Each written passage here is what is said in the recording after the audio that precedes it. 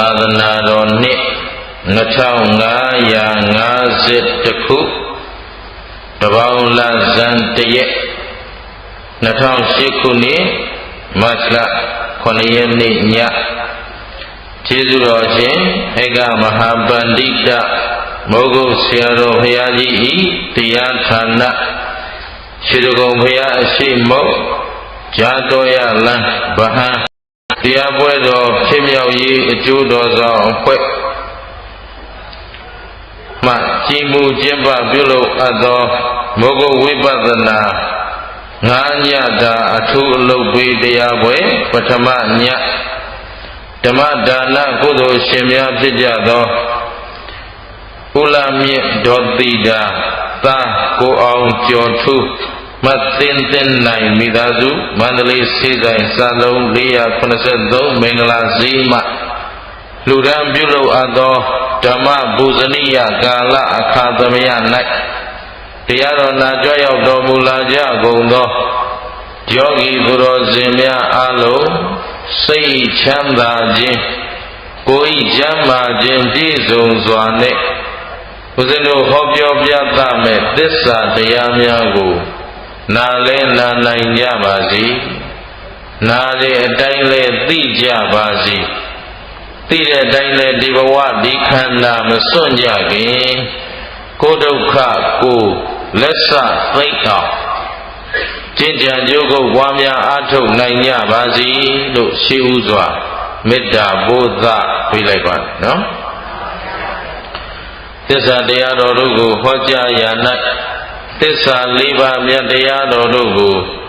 ဆရာမကူသယံမူဉာဏ်တော်မြတ်ဖြင့်ကိုယ်တော်တိုင်အကျွမ်းမဲ့ထိုးတွင်သိမြင်အောင်မြင်တော်မူပြီးသတ္တဝါဝိနည်းအပေါင်းတို့အားသစ္စာရည်အေးအမြိုက်စိတ်တော်တို့ကိုတိုက်ကြွတော်မူဝေထသော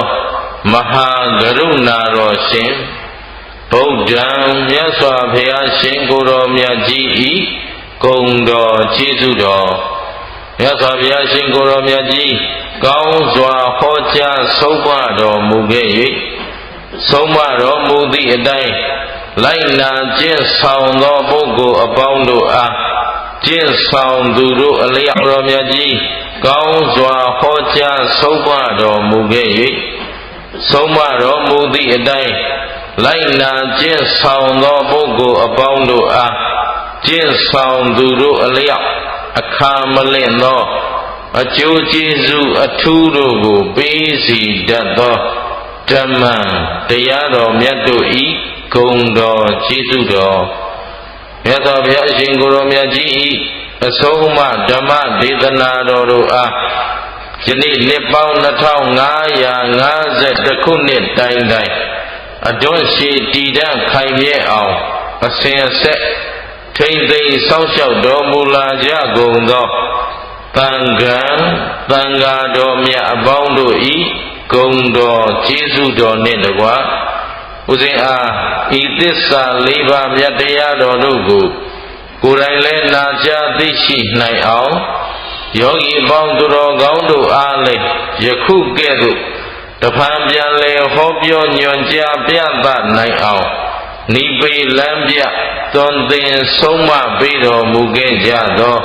ဘဝတစ်ပါးသို့ကွယ်လွန်အနိစ္စရောက်သွားကြပြီဖြစ်သောမွေးသဖခင်ကျေးဇူးရှင်နှင့်မွေးသမီးခင်ကျေးဇူးရှင်ကြီးတို့၏ဂုဏ်ကျေးဇူးဆရာသခင်ဖြစ်တော်မူသောကျေးဇူးတော်ရှင်ဧကမဟာပန္တိတမိုးကုတ်ဆရာတော်ဘုရားကြီးဤသီလဂုဏ်သမာဓိဂုဏ်ပညာဂုဏ်တို့အားပူဇော်သောအဖြစ်၎င်းကျေးဇူးဆက်သောအဖြစ်၎င်းဥဒိမျက်မှောက်သို့ယနေ့တရားနာကြွရောက်လာကြသောတန်တရာဤဆွေတော်မျိုးတော်အပေါင်းတို့အားကျေးဇူးဆက်သောအနေနဲ့ဟောကြားသွားမှာဖြစ်ပါလေ။ကဲဒီနေ့ဒါပထမနေ့ဖြစ်နေတော့နည်းနည်းပေါ့လေ intro ပေါ့ဏိဒန်းလေးမိတ်ဆက်စကားလေးအရင်ပြောကြအောင်လို့နော်ဒီနေရာမှာရန်ကုန်မြို့ ရွှေဒဂုံခြေတော်ရင်းမှာဦးဇင်းတို့အခုလိုတရားပွဲလာရောက်ဟောကြားခွင့်ရတဲ့အတွက်တရားပွဲဖြစ်မြောက်ရေးဝိုင်းဝန်းကြိုးပမ်းကြတဲ့တရားဓမ္မတွေကိုတရားပွဲခွင့်ပြုပေးကြတဲ့လူတွေကိုပေါ့လေအားလုံးဦးဇင်းကဒီနေရာကနေသာဓုခေါ်ပါလေကျေးဇူးတင်ပါတယ်နော်ခုနေရာတရားပွဲပြည့်ဒီနေရာတရားပွဲပြည့်တဲ့ဖိုးဟောခြင်းမဟောရလို့လက်ပတ်ပြေးနေရတာအခုဒီနားရောက်မှဟောရတယ်ပေါ့လေနော်ရှိသေးတယ်ဒါတစ်ချက်ဒါကျေးဇူးတင်ပါတယ်အားလုံးကိုလည်းသာဓုခေါ်ပါတယ်မင်္ဂလာရှိသောအလုပ်ကောင်းသောအလုပ်ကိုလုပ်ဖြစ်အောင်လုပ်နိုင်အောင်ပံ့ပိုးကြသူအားလုံးကိုဦးဇင်းကသာသနာတော်ကြီးကိုစားဝမ်းမြောက်စွာနဲ့သာဓုခေါ်တယ်ဆိုတာယဟန်တစ်ပါးအနေနဲ့ပြောကြပါတယ်လူလိုပြောရင်တော့ကျေးဇူးတင်ပါတယ် very very thank you ပဲပေါ့နော်ဒါတစ်ချက်နောက်တစ်ခါဦးဇင်းတို့ဒါအကြောင်းကပေါ့လေအခုဒီနေ့ဒီအချိန်ဒီဆရာနဲ့ဒီတကားတွေဒီနေရာမှာဒါပထမဦးဆုံးတွေ့ကြတာဖြစ်တော့လုပ်ငန်းစဉ်လေးအရင်ပြောခုချိန်ကနေစပြီးခု9နာရီနဲ့မိနစ်50ရှိပါတနာရီတိတိဦးဇင်းတရားဟောမယ်ပြီးရင်15မိနစ်တရားထိုင်ရမယ်ဖြစ်မလားဒါလေးညှိကျင်တယ်နော်အလုံးဆင်ပြေတယ်နော်ဟုတ်ပြီပြီးတော့ခုနကတော့ဂျိုးလေးပေါ့လေဩဃသကတော့ဂျိုးလေးတော့ဖြင့်တို့ဗုဒ္ဓဘာသာဝင်တွေအလုံးညီညွတ်တဲ့တယ်ဒါပေမဲ့မြန်မာနိုင်ငံလုံးမှာခက်ဆက်ဆက်ပါပဲတကြောင်တကာထာတရွာတပုတ်ဆန်းတူတလူငါတမင်းပေါ့သူဆရာငါဆရာဘုရားမကြမကြဥပမာပေးလေးရှိတယ်ဒကာကြီးတွေဒကာမကြီးတွေသတိထားကြည့်ရင်သိမှာသာသနာနဲ့ပတ်သက်ဆက်နွယ်လူတွေဆိုသိတယ်ဦးဇင်းတို့ကတော့ငငယ်လေးကလေးကခမဲတော်မေတော်ကအခါအားလျော်စွာအိမ်မှာတန်ဃာတွေဆုံးပင်ပင်ကတ်တယ်မေတော်ကြီးကသိဝါဒနာပါတယ်တန်ဃာ90လောက်ပင်ကတ်လို့တော့အိမ်မှာဘာပစ္စည်းမှငှားစရာမလိုအားလုံး ready အကုန်ပြည့်ရှိအဲ့ဒါလိုပင်ပင်ကတ်တော့ဦးဇင်းသတိထားမိခဲ့တာငငယ်လေးကလေးကတချောင်းတွေကဆရာတော်တွေပြင်ရင်များသောအားဖြင့်ပရိတ်ရွရင်ညီကြ9ချောင်းလောက်ပြင်လိုက်ရင်တော့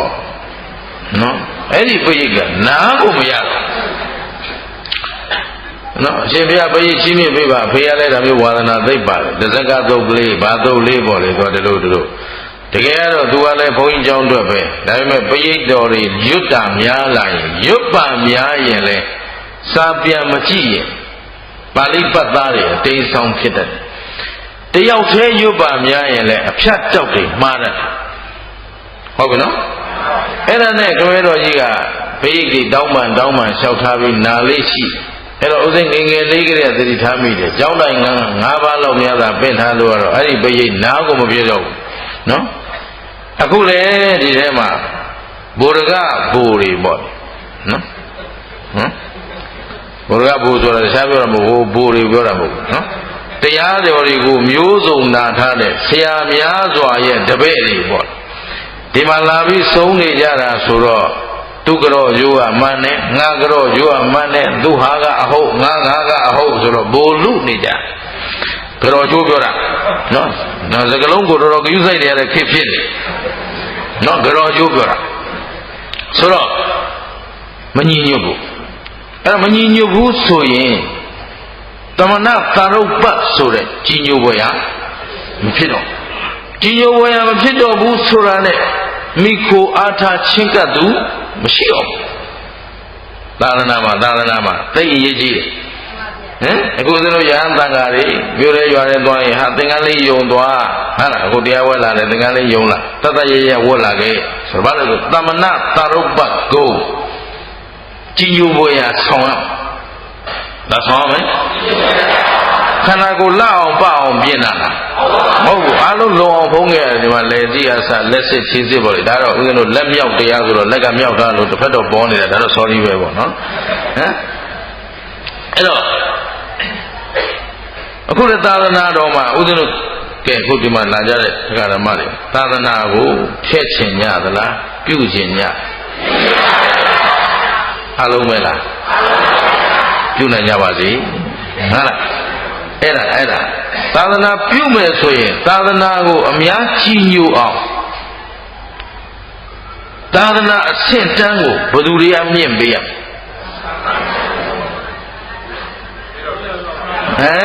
ဒီနေ့သာသနာဘယ်သူတွေလက်ထဲမှာလဲသူတော်ကောင်းတို့လက်ထဲမှာသာသနာຫນွယ်ဝင်တွေကအဆင့်တန်းမြင့်မှသာသနာမြင့်မှရှင်းလားလူမျိုးတစ်မျိုးကိုလူမျိုးရဲ့ဂုဏ်ကိုဘယ်သူကပဲမြင့်ရကိုနိုင်ငံဂုဏ်ကိုဘယ်သူမှတာဝန်ရှိတယ်အခုဒီမှာလာကြတာဘာဘာသာဝင်နေလဲဒါမေးရတာဗုဒ္ဓဘာသာတွေဒါသိကြတယ်လို့မေးရတာဗုဒ္ဓဘာသာမဟုတ်ရောတရားမလာရဘူးလားမဟုတ်ပါဘူးကြိုက်တဲ့လူမျိုးကြိုက်တဲ့ဘာသာလာနာလိုက်ပါဝါမလီဝဲကမယ်အားလုံးလည်းကြိုဆိုပေးပါဘယ်ဘာသာဝင်လာပြီးတော့ဘဝတုဒ္ဒလိုချင်တယ်ကြွခဲ့ပါဟုတ်ပြီတော့သို့တော့အခုဒါဘာဘာသာဝင်နေလဲဗုဒ္ဓဘာသာဆိုတာဘာခေါ်တာလဲဘုရားရဲ့အဆုံးအမကိုလိုက်နာကျင့်သုံးတာကိုဗာလဲဘုရားဘာသာသိကြပြီနော်သာသနာမှာလဲသူ့ဆင့်တဲ့သူရှိတယ်ဘုရားရဲ့အဆုံးအမမှာသီလသမာဓိပညာသိက္ခာဘယ်နှရသိက္ခာဆိုတာဗာလဲအကျင့်သိက္ခာဆိုတာသီလသိက္ခာသမာဓိသိက္ခာပညာသိက္ခာဆိုတော့သီလအတွက်ကျင့်ရမယ်သမာဓိအတွက်ကျင့်ရမယ်ပညာအတွက်ကျင့်ရအခြေခံကဘယ်လိုလဲ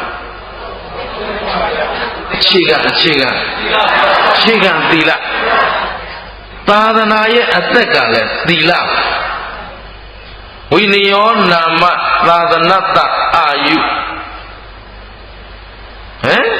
ဝိနည်းထိတေဝိနည်းတီနေယသာသနံထိတံသာသနာတီးတယ်ဝိနည်းပြည့်ရဲ့အဲတော့ဝိနည်းလို့ပြောနေတာပေါ့ဝိနည်းဆိုတာစိကံသီလကိုပြောတာအဲ့တော့သာသနာနဲ့ပြောရင်သီလပြည့်ရင်သာသနာပြည့်သီလတည်ရင်သာသနာဟုတ်ကဲ့ဆက်ပြောမယ်သီလပြည့်ရင်လူမျိုးပြည့်သီလတည်ရင်လူမျိုးသီလအဆင့်တန်းမြင့်ရင်လူမျိုးအဆင့်ပေါ်မဟုတ်ဘူးနော်ပေါ်မဟုတ်ဘူးအရေးကြီးတာကိုအရေးကြီးသလိုသိစမ်းပါဦးဇင်းတို့ကျေးဇူးရှင်မိုးကုတ်ဆရာတော်ဘုရားကြီးရဲ့မိုးကုတ်ဝိပဿနာပါပဲဒါပေမဲ့အခုရှောက်ပြီးတနိုင်ငံနဲ့အဝမ်းလျှောက်ခေါ်တော့ဖြစ်ပြက်နဲ့အနိစ္စဒုက္ခအနတ္တကအားနည်းဒီစိတ်ဓာတ်ပြုပြီးရဲ့အခြေခံလေးဟောတော့ဘေးအလျှောက်တယ်ရှင်ဗျမိုးကုတ်ဆရာတော်ဘုရားကြီးဥပနိဒေယခံပြီးတော့နိဗ္ဗာန်ရောက်ကြောင်းသက်မဟောပဲနဲ့ဘာလို့ရှင်ဘုရားစိတ်ဓာတ်ပြုပြီးရေးတွေသီလပြုပြီးရေးတွေဟောနေတာလဲဟုတ်ပြီမင်းတို့နိဗ္ဗာန်ကိုသီလမပါပဲခြေတက်လို့ရမလား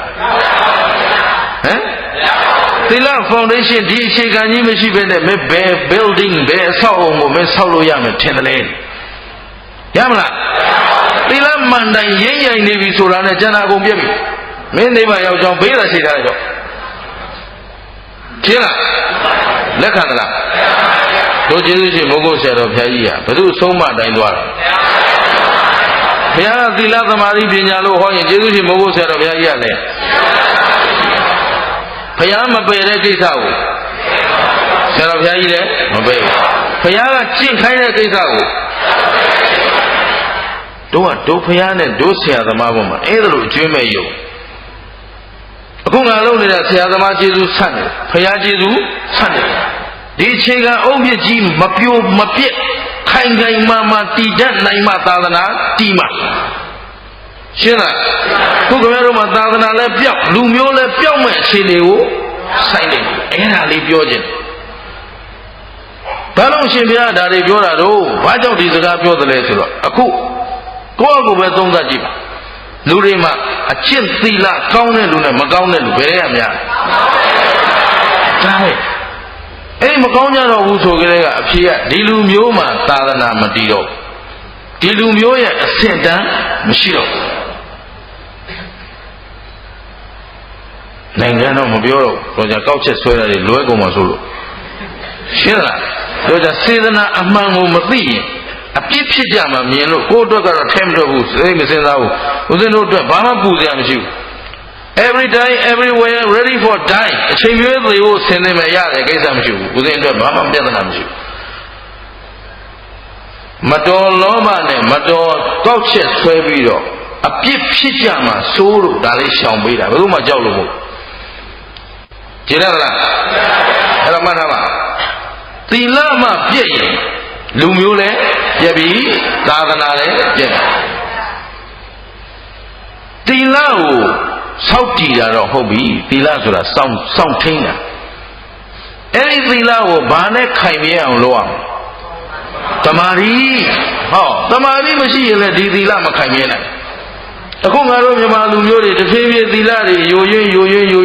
င်းလာတာဘာဖြစ်လို့ခဲလို့ကျတို့စကားကိုကဥမတောင်းမှသွားပြီအဲ့ကလေးအဲ့ဒီသီလရှိကိုမရှိတော့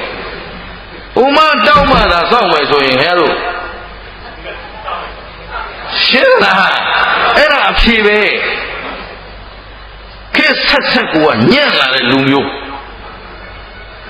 ဒါကဟိုမကွေးတိုင်းစလင်းမှာသွားဟောတော့အဲ့ဒီမျိုးရောက်ကြတယ်ဘာလို့မှဆင်မပြေ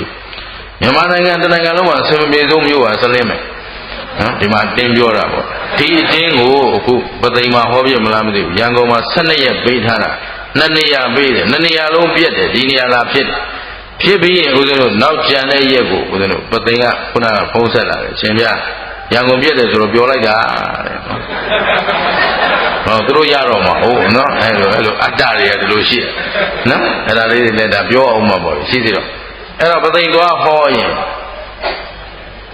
ရန်ကုန်အတင်းကိုပသိမ်ရောက်မှပြောမှာအဲ့ဒီမှာတော့အဆင်မပြေဘူးရောက်ကြတဲ့ဘာမှအဆင်မပြေဘူးအဲ့တော့ဒီအဆုံးအမအတိကလေးတွေနဲ့ပတ်သက်ပြီးလူမျိုးတွေရဲ့ဇယိုက်နဲ့ပတ်သက်ပြီးဦးဇင်းတို့ပြန်ကြည့်တဲ့အခါကျတော့သီလအကျင့်တွေအားတယ်ဘာဖြစ်လဲသီလအကျင့်တွေအားတယ်နေတယ်အဲ့ဒီမှာဦးဇင်းကပြောတယ်သူတို့ကောင်းစေခြင်းလို့ဦးဇင်းကဒီနေ့စလင်းကိုရောက်နေရင်ကိုစလင်းသားလို့ခံယူထားတယ်ဒီနေ့ဗဟန်းကိုရောက်နေရင်ငါဗဟန်းသားပဲဟုတ်ပြီနော်အခုချိန်မှာဦးဇင်းကဗဟန်းသားတယောက်အနေနဲ့ဗဟန်းမျိုးသူမျိုးသားတွေကောင်းအောင်ဟောနေတယ်ရှင်းတော့အဲ့ဒါလေးခင်ဗျားတို့ယုံလားဆိုယုံနေတယ်အေးဒါလမ်းမှာကြားခဲ့တာရှိတယ်စလင်းသားလည်းမပေါင်းနဲ့နော်နပြင်းနွားလည်းမကြောင်းနဲ့နော်စလင်းသားပေါင်းရင်ဆံကုန်တာပဲရှိတယ်အာရှင်ဗျာဘယ်ကြားလာလဲမဟုတ်ဘူးလားဆိုဟုတ်တယ်ဒီတိုင်းပဲနေမလားဟမ်ဒီတိုင်းပဲနေမလားလို့ဦးဇင်းပြောလိုက်စဉ်းစားတော့အဲ့ဒီစကားကိုဒါစလင်းအတင်းကြီးပြောချင်လို့မဟုတ်ဘူးပြောနေလို့လည်းသူတို့တော့ဘာမှမထူးဘူးခင်ဗျားတို့ရှိလာပြောတော့စလင်းအတွက်ဗာသိခါကြသွားကြအထူးရှိသလားမရှိဘူးဒါပေမဲ့ဘာရည်ရွယ်ချက်နဲ့ပြောနေတာစဉ်းစားမင်းတို့ဒီတိုင်းပဲနေကြတော့မလားဆိုတော့ဘုန်းကြီးပါလဲဗျာစလင်းသားမပေါင်းနဲ့ဆိုတဲ့စာသူကိုမင်းတို့ရအောင်မဖြစ်နိုင်ဘူးလားစလင်းသားဟာဒီလိုကွာအလုပ်ကိုဟောလို့လုပ်တယ်ဟောလို့ဖြောင်းမှတ်တယ်ဟောလို့မှန်ကန်တယ်မင်းတို့လက်မထောင်နိုင်အောင်ပြန်မလုပ်နိုင်ဘူးလားလို့ရှင်းလားသဘောပေါက်သလားအဲ့ဒါ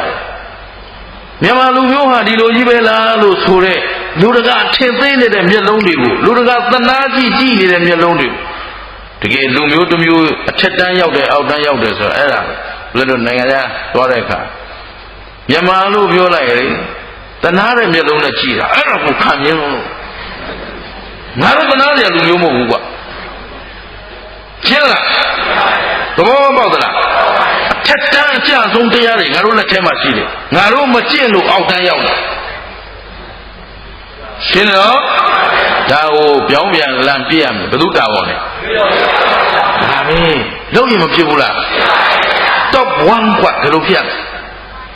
မွဲကျင်တယ်လို့မွဲဥစ္စာအဓိကလားသီလအဓိကအဲ့ဒီသီလအတွက်နောက်ကပံ့ပိုးပေးရမှာပါလေ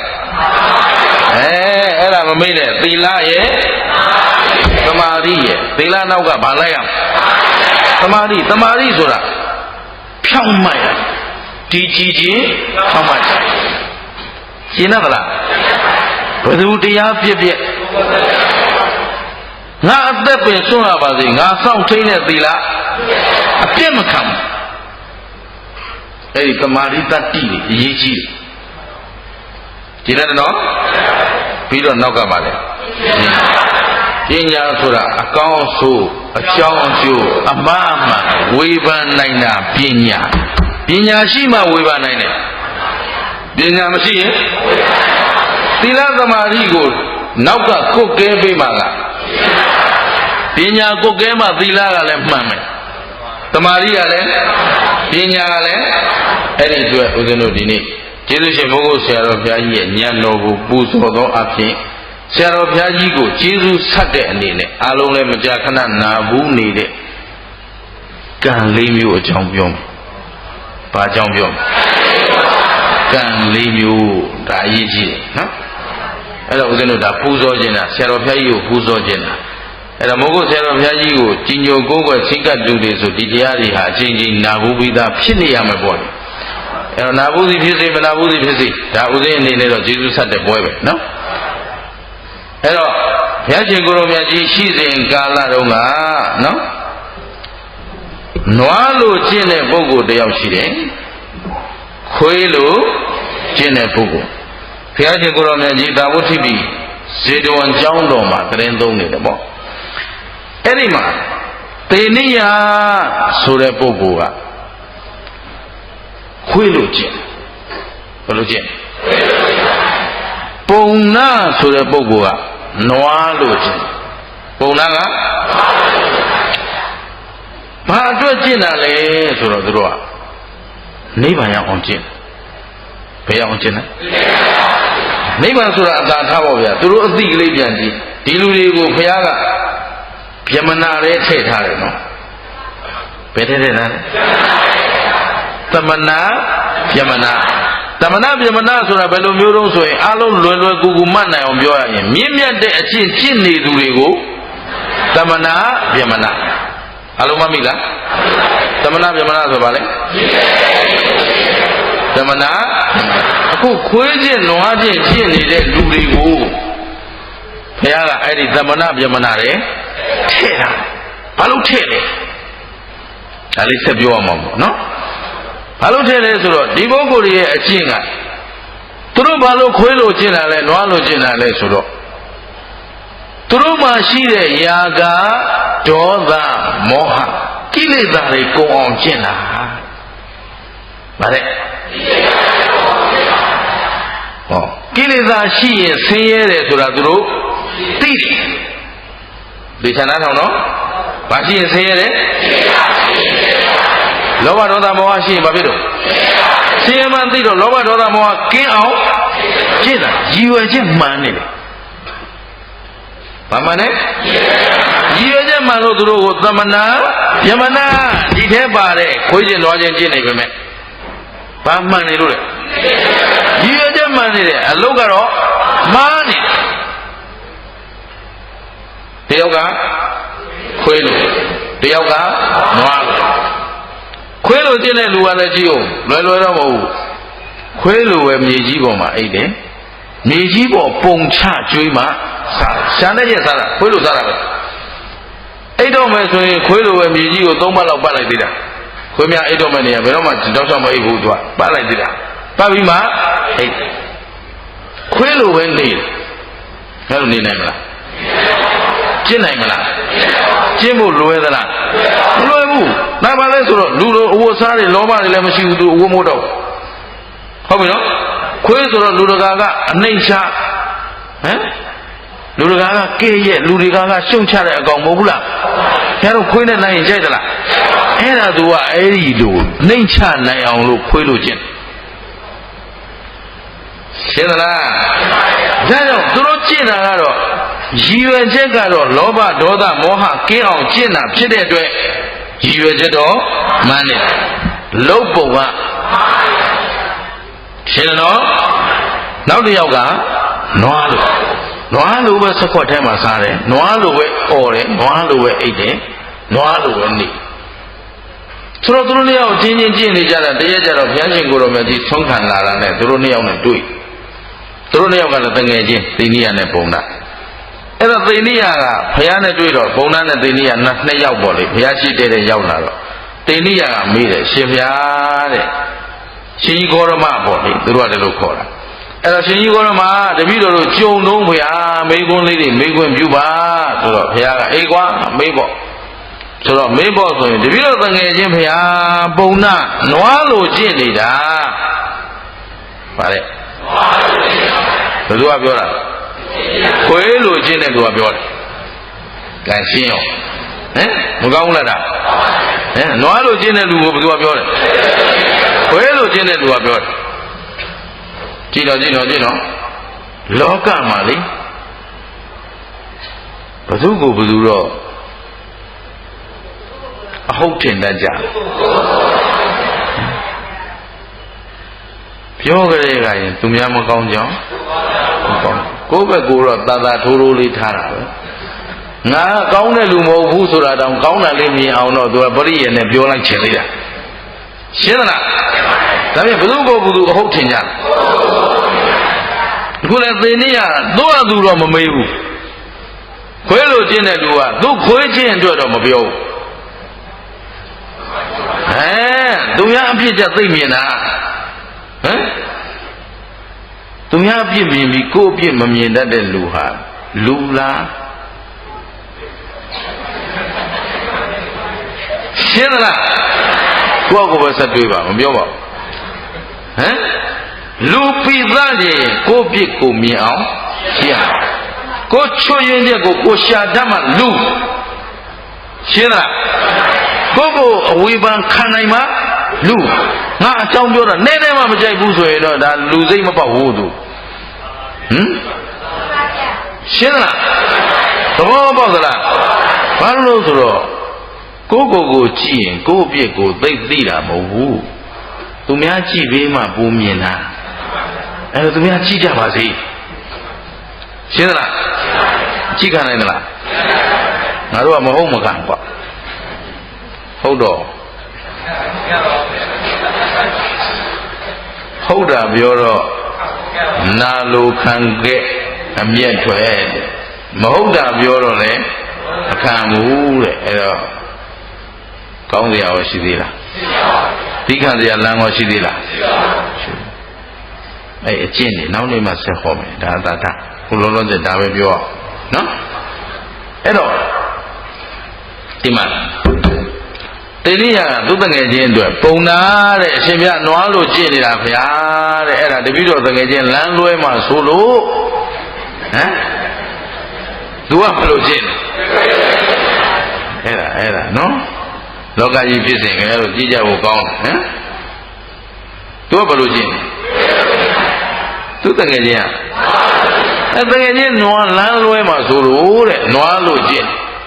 အဲ့ဒါသူသိရင်ဘာဖြစ်မလဲဗျာမေးတယ်ဟဲ့သေနိယမမေးတဲ့ငါ့ကိုဘုရားစောစောကတော့မေးအခုဒီမေးခွန်းကိုတော့မမေးနဲ့တဲ့သေနိယငါမမေးနဲ့မဟုတ်ပါဘူးဗျာတပည့်တော်တို့ကိုရှင်ပြသိရင်လဲ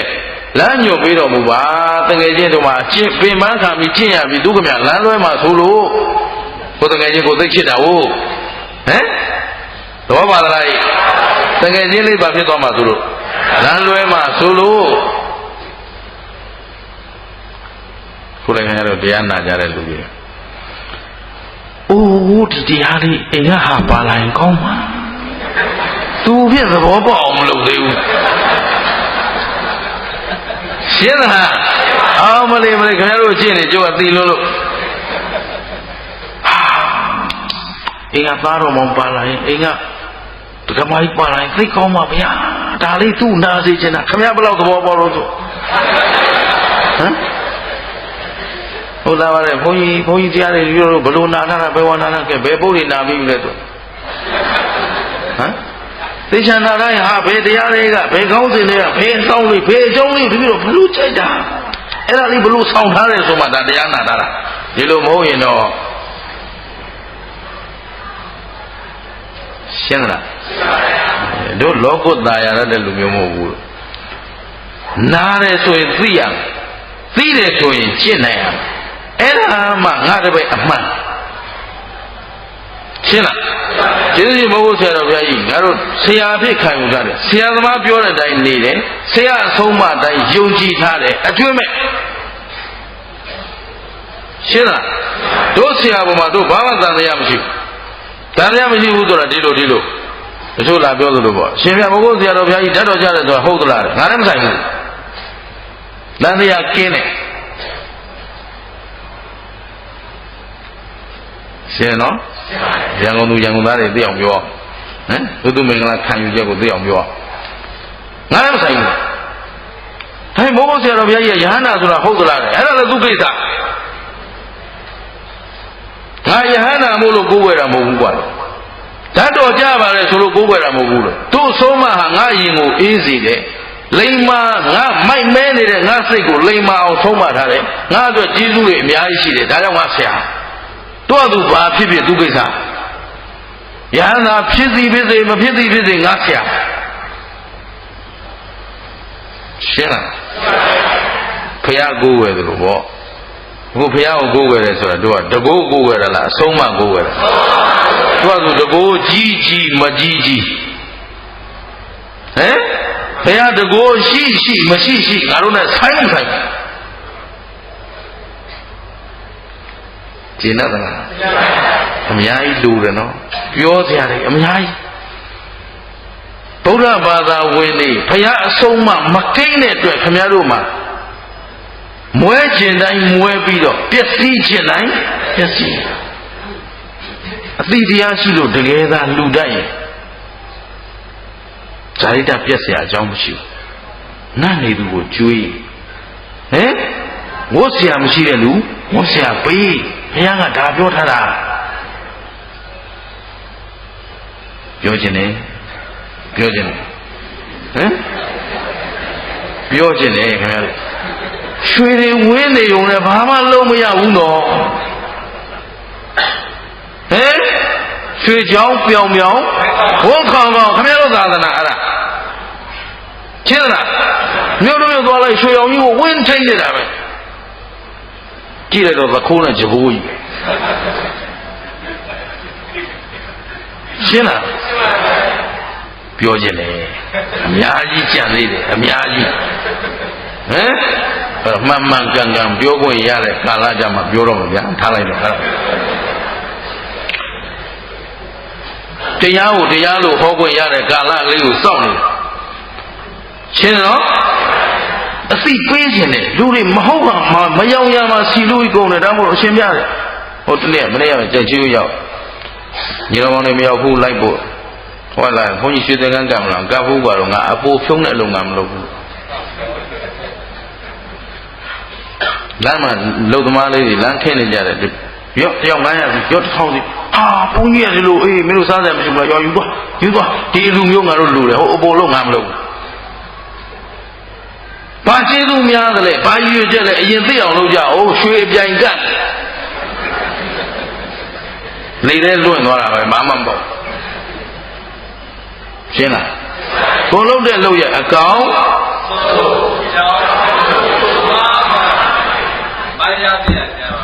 ဒါအရေးကြီးတယ်ဒါပါလေလားညံအကောင်ဆို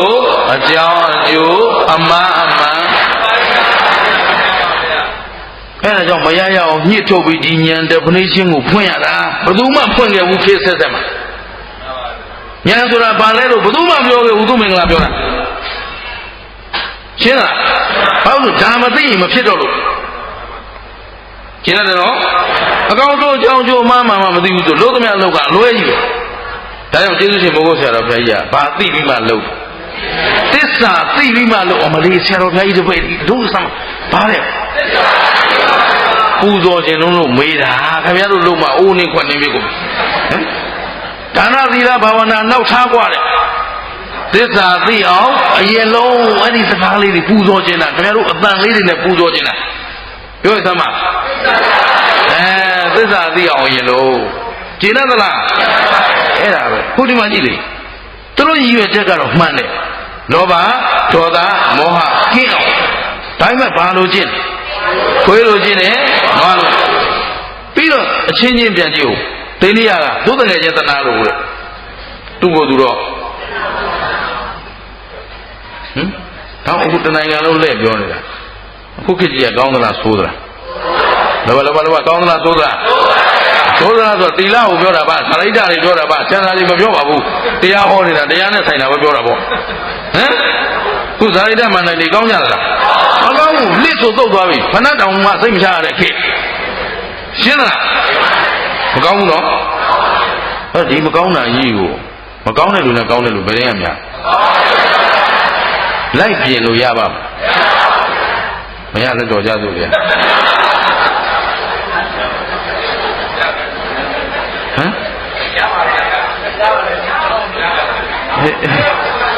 အဲ့ဒီယုံကြည်ချက်ကိုကျိုးကမြန်မာလူမျိုးတွေပြန်မွေးပေးအောင်မရနိုင်တော့ဘူးဆိုတရားဟောမယ်တော့ကြော့တော်ရဲသွားတော့မပြီးပြီခင်ဗျားတို့ရှင်းပြင်လို့ရပါမလားသူများရလို့လိုက်ရတာမဖြစ်နဲ့ကိုယ့်အကူကိုယ်တိုင်ရတယ်လို့ယုံကြည်ချက်ရှိအောင်ရလို့ပြင်လို့ရမလားယုံတယ်နော်ဘယ်သူမှလိုက်မပြင်နဲ့ဟောဘုဒ္ဓဝံကိုယူရင်တော်ပြီရှင်းလားဒါဦးဇင်းတို့ပေးနိုင်တဲ့လမ်းညွှန်မှုကဒါအာနာကုန်ပါပဲဘယ်သူတွေမကောင်းဘူးလက်ညှိုးလိုက်မထိုးပါနဲ့ရှင်းလားအဲ့ဒီလူတွေမကောင်းဘူးလို့လက်ညှိုးထိုးနေသေးရင်ကိုမင်းကိုယ်တိုင်ကိုမကောင်းသေးလို့ရှင်းပြီနော်သဘောပေါက်ပါလားအဲ့ဒီမှာကြည်ဒီမှာပုံနာနွားလို့ဖြစ်နေဗျာတဲ့အဲ့ဒါရှင်ဗျာဘာသိရင်သူဘာဖြစ်မလဲဘုရားသုံးတာပဲချမမေးနဲ့မဟုတ်ဘူးဆက်မေးတာဩဒီနေ့ရမင်းငါမမေးနဲ့ဆိုတာမင်းမေးတယ်ကွာတဲ့ဘုရားဆိုတဲ့မျိုးကလည်းသုံးကမေးရင်တော့ဖြေကိုဖြေရတော့မှာတဲ့နွားလို့ကျင့်တဲ့အတွက်နွားအထုပါပြီးတော့နွားလို့စွဲနေတဲ့အတွက်သေပြီးတခြားမဲ့နိုင်ဘာမှမဖြစ်ဘူးနွားပဲဖြစ်နွားလို့လုံနေမှတော့နွားပဲဖြစ်မှာပေါ့ဗျာဟမ်ရှင်းလားသေပြီးတခြားမဲ့နိုင်နွားပဲဖြစ်ရအဲ့ဒီနွားလို့ကျင့်တဲ့အကျင့်ဟာအမှန်ဧကံနိဗ္ဗာန်ရောက်ကြောင်းပဲလို့အဲ့ဒီအယူပြီးသိရင်တော့ကျေအိုးသွားရမယ်ဘယ်သွား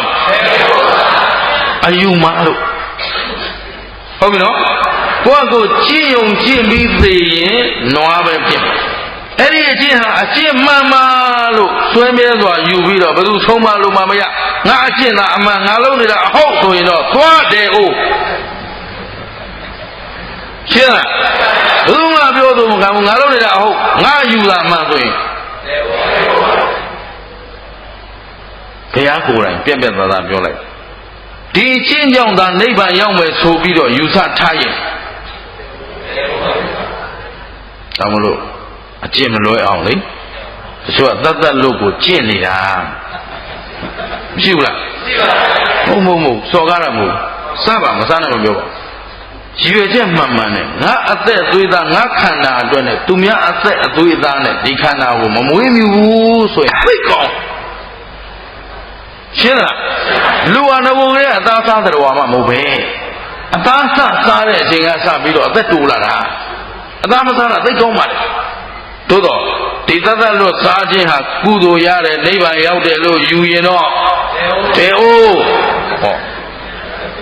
ဒီလိုဖြစ်သွားတယ်တသက်လို့စားတာနိဗ္ဗာန်ရောက်ကြောင်းအကျင့်လားဟုတ်ဘူးဒါပေမဲ့ကုသိုလ်ရအောင်စားလို့မရဘူးလားဒီလိုပြန်နှစ်ဖက်မြင်တချို့တသက်လို့ဆိုသူတသက်လို့ကြည့်သူကသူစားရလေမင်းနဲ့ပါဆိုင်လို့တော့မင်းဘာလို့အာကုသိုလ်ဖြစ်ခံနေတာဟမ်မျက်စောင်းထိုးရင်တခါအာကုသိုလ်မေးရွက်ရင်တခါအာကုသိုလ်သူကတသက်လို့ကြည့်ဆိုပြောရင်တခါအာကုသိုလ်သူကျင့်ရတယ်လို့ကျင့်မှာမင်းနဲ့ပါဆိုင်လို့လေမဟုတ်မှာအဲ့ဒါပဲမဟုတ်ရောက်တော့တို့မြို့ပါပဲတို့မွေးရဇာတိမြို့အဲ့တော့ဟိုရောက်တော့တကယ်ချင်းနေတာရှင်ဗျာတရားလေးဟောပေးပါဦးဘာတက်တော့ကွာညံဆိုတဲ့စာအုပ်ကလေးသွားရေးနေရင်တိတ်တိတ်ကလေးတော်တဲ့နေတာမသိရင်လူကမိသွားတော့လိုက်ခေါ်ရှင်ဗျာတရားလေးဟောပေးပါဦးဘာတက်တော့ကွာဘိုးမြို့မှာသတ်သတ်လို့သမားတွေနဲ့ဝစီဘိတ်တွေပေါ်နေလို့ဟာသတ်တော်တော့နဲ့ဝစီဘိတ်ကမင်းတို့ဘာလုပ်နေလို့တော့ပြန်မေးလိုက်ဟမ်သတ် သက်လို့တဲ့ဝစီဘိကမင်းတို့ဘာစော်ကားနေလို့လဲအဲ့လိုမဟုတ်ပါဘူးဖေရတယ်အဲ့လိုမဟုတ်ရင်ဘာတော့ပြောသူတို့တဲ့ပေးသားမှာသူတို့မတဲ့ရဘူးမင်းတို့တဲ့ရရှင်းလားသူတို့ချင်းချင်းလေကတရားအားထုတ်နေတယ်ဆိုတော့တရားအလုပ်လုပ်နေတဲ့ချိန်စကားမပြောတာနဲ့ပြောတာဘယ်ရင်ကောင်းမပြောလိုက်ကောင်းလေဝစီပိတ်ထားလိုက်ကောင်းလေပဲသို့တော့ကိုယ်တိုင်သရာနဲ့ပိတ်တာကောင်းတာဗောသူများပိတ်ခိုင်းလို့ပိတ်ရတာဆိုရင်တော့သိမဟာဘူးဘောဆိုအိမ်သားထဲရောက်ခိုးပြောဟမ်သဘောပါလားအဲ့ဒါတော့ကျင့်တဲ့လူကမမှန်တာပြတဲ့လူကမှန်တယ်ရှင်းလားအဲ့တော့ကောင်းတာကောင်းသလိုမြင်ရမကောင်းတာကိုအကောင်ဆိုးအကြောင်းအမှန်ပိုင်းခြားအဲ့ဒါပိုင်းခြားနိုင်မှအမှန်ရှင်းလားအဲ့တော့သာသလို့စားတိုင်းဝစီဘိတ်ကျင့်တိုင်းမကောင်းဘူးလို့ပြောလို့မရပါဘူးကောင်းတဲ့အပိုင်းကောင်းပါလားရှင်းသလားအယူတော့မမားစေနဲ့ရှင်းလားအဲ့ဒါနိဗ္ဗာန်ရောက်ကြောင်းအကျင့်ဖြစ်သွားပြီလားဖြစ်သေးဘူးနိဗ္ဗာန်ရောက်ကြောင်းဆိုရင်တော့မဂ္ဂင်7 ပါးမဂ္ဂင်7 ပါးမပါပဲနဲ့တော့မရဘူးအဲ့ထဲမှာတော့သမာဝါစာလို့ပြောထားတာပဲနော်နတ္ထိဝါစာလို့မပြောဘူးဟမ်စကားမပြောနဲ့လို့မပြောဘူးလေသမာဝါစာရှင်းလားဒါတော့သူ့အချိန်နဲ့သူလူတွေနဲ့လူရင်လူလိုတော့ပြောရမှာပေါ့သို့တော့တရားကျင့်နေတဲ့အချိန်တော့ဆရာတော်ဘုရားကြီးပြောထားတာပဲအမှုမများစကားသိစီစောင့်စည်းအိမ်တွေအိမ်နေလိုချအစာမကြီးတယောက်တည်းဒါလည်းဆရာတော်ဘုရားကြီးပြောတယ်ဆိုတာကိုယ်ဆရာကိုဂုဏ်ပြုခြင်းလို့ပြောရတာဘုရားဟောတာဟမ်အင်္ဂုတ္တပါဠိတော်ကြီးမှာတရားရကြောင်း6ချက်ဆိုဘုရားဟောထားတဲ့တရားရှင်းလားအားလုံးကျင့်တယ်နော်အဲ့တော့ပုံနာသည်နွားလိုကျင့်တဲ့အတွက်သိရင်ဘာဖြစ်နွားပဲဖြစ်အဲ့ဒီအကျင့်ဟာအကျင့်မှန်ပါလို့ယူမားခဲ့ရင်တော့အဲ့တော့ပုံနာငိုတယ်သူ့မှာအသေးအတန်ကျင့်ရတာဟိုးဒီလိုနွားလိုကျင့်နိုင်မှုလွယ်သလားရှင်ဗျာတပည့်တော်တို့ပင်မခံပြီး15နှစ်နဲ့20ကျင့်နေရတာဗျာချုံမချံကိုတယ်ဒါကြောင့်မေးနဲ့လို့ငါပြောတယ်ငိုပြီးတော့မျက်ရည်လေးဒုက္ခနဲ့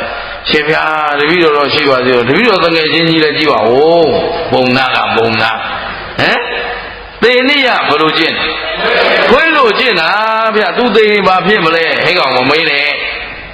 ငါခုနပြောပြီးပြီမမေးနဲ့မဟုတ်ပါဘူးဗျာတပည့်တော်တငယ်ချင်းအတွက်ပါသိုးရင်လို့ပါဗျာသေနိယကောင်းနေတယ်သူကျင့်သူတော့အမှန်ပေါ့မေးကြိုက်တယ်လို့ဟမ်ဆိုတော့သေနိယသေဘာဖြစ်မလဲဆိုတော့ဘုရားသုံးကမေးတော့ဖြေရပါတယ်ခွေးလိုကျင့်တဲ့အတွက်ခွေးပဲဖြစ်ရတယ်ခွေးလိုကျင့်တဲ့လူကတော့ခွေးပဲဖြစ်မယ်ဟမ်နွားလိုကျင့်ခွေးလိုကျင့်ကိုလန်းကိုလျှောက်ဖို့ကိုသမိုင်းဘုရားတို့ဘာလို့ကျင့်ကြတော့ဘုရားတို့ဘာလို့ကျင့်နေကြတော့သိကြသလား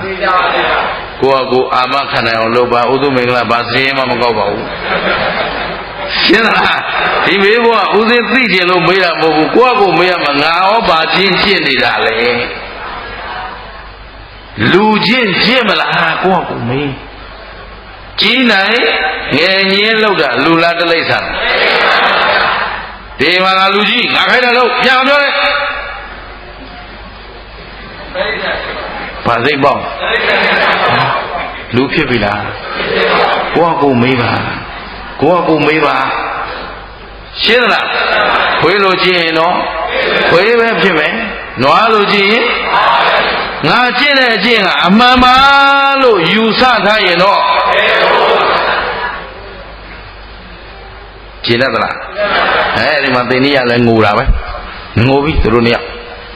ငိုပြီးတော့မှရှင်ဘုရားတပည့်တော်တို့ကိုလမ်းမှန်တရားလေးများပြတော်မူပါဝိုင်းလျှောက်ကြနော်ဗါလဲ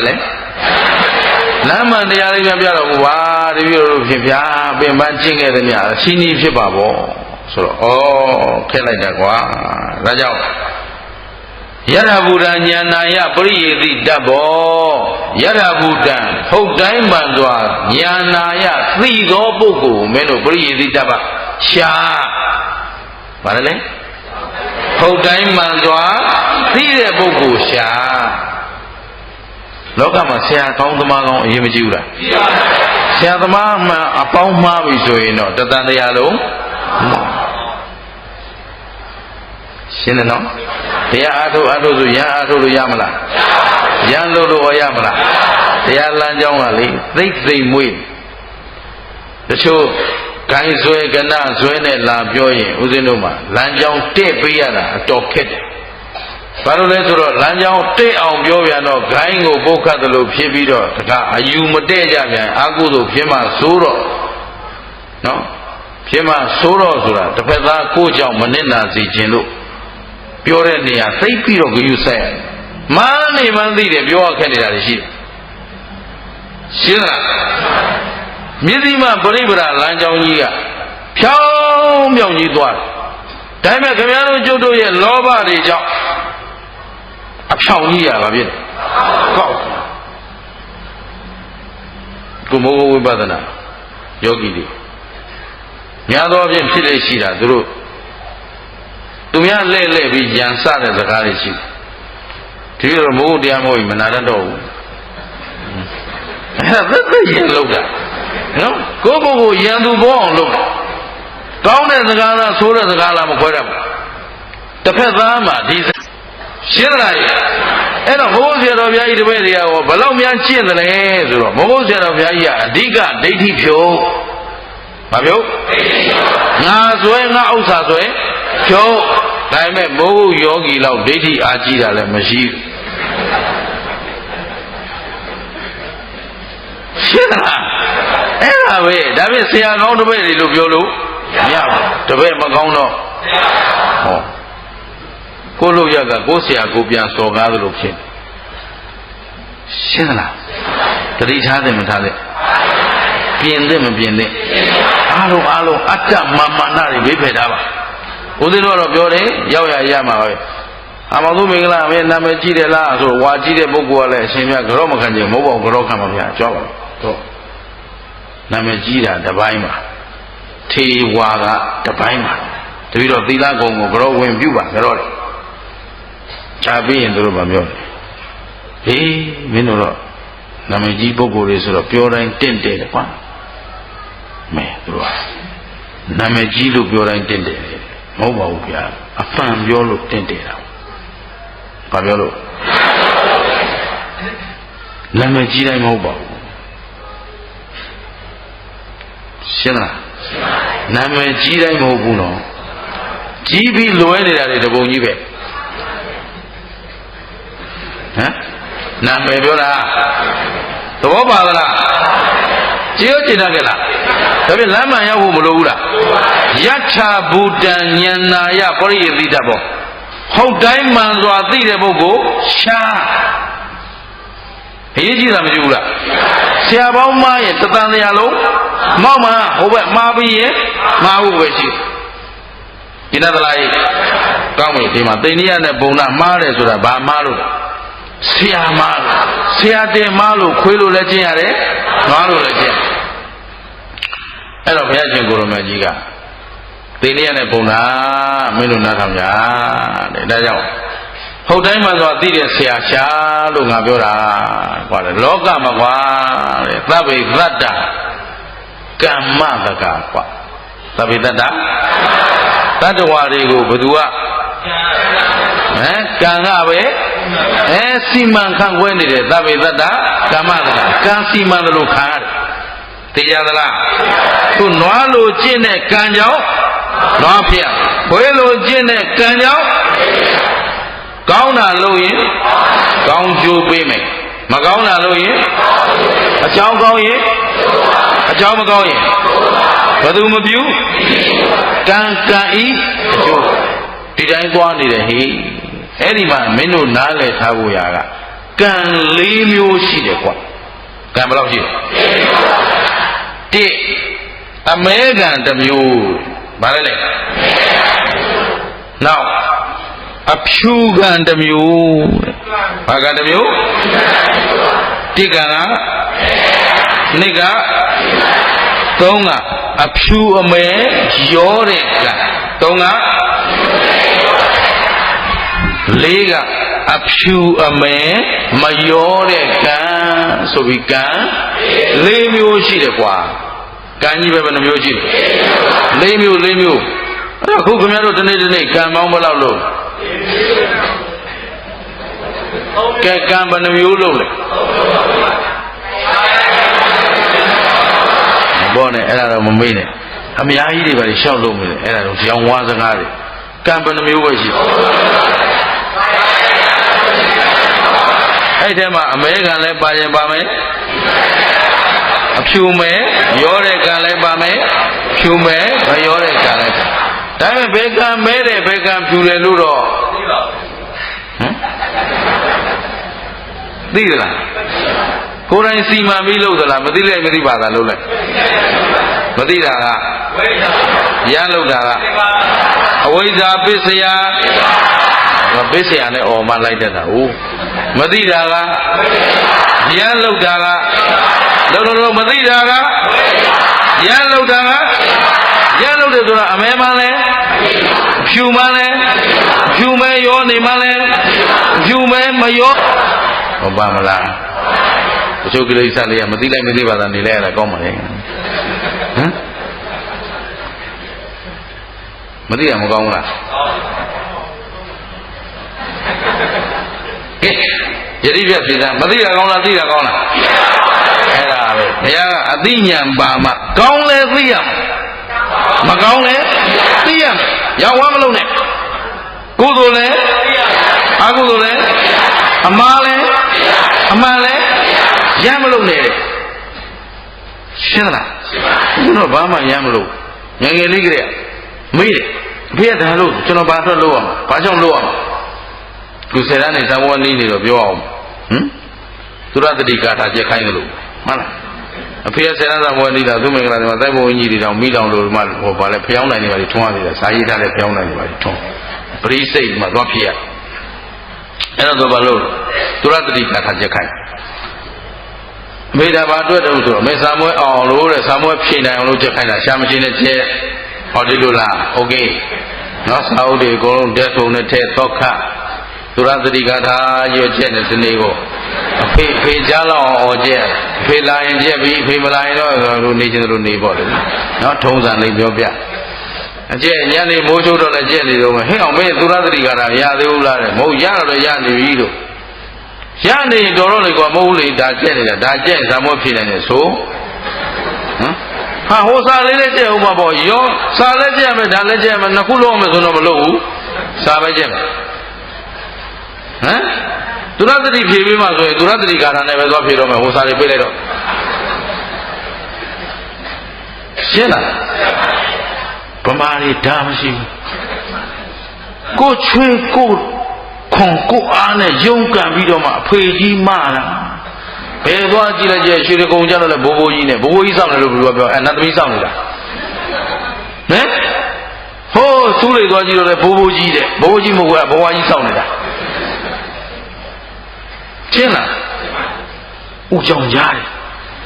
ရောင်ဝါးတယ်တော့ပါလားသာသနာဆိုတာလည်းဘာမှမသိဘူးသာသနာပြုတယ်ဆိုတာလည်းဘာမှမသိဘူးမင်းဟိုမှာကြိုက်ချီဦးမှာကြိုက်ချီဦးရောက်ပြီးသွားရင်ဘိုးကြီးဝင်မဖို့ရင်မဲ့တခါတည်းခလုတ်တိုက်ပြီးမောက်ရလဲတော့မလို့ပြောနေတာဟမ်ရွှေနန်းကျင်မလေးရွှေနန်းကျင်တည်ထားတာလေဆိုနန်းကျင်တည်ခိုင်းတာငါတို့လူထားတာအကုန်ပြန်ယူပဲကျုပ်တယ်တော့ပါလားဒါမရှိဘူးဘာမရှိဘူးညံဘာမရှိတာအကောင်းဆုံးမခွဲတော့ရှင်းတော့ငါမီးလောင်သေးတဲ့လူကိုမီးမလောင်အောင်အားကိုလို့အားကိုရေနစ်သေးတဲ့လူကိုရေလန်းအားကိုတော့အောက်သွားတယ်ဘလူးကျွန်းသွားတော့မင်းတို့ကိုးကွယ်တာဘလို့ဥရှင်ကြီးဆိုတာစောင်းပိုက်ပြီးတော့ငပြင်းနော်လေထိုးသားကြည့်မထိုးလို့နောက်ကဖနှောင်းနဲ့ပေါက်ကန်ချသေးတာ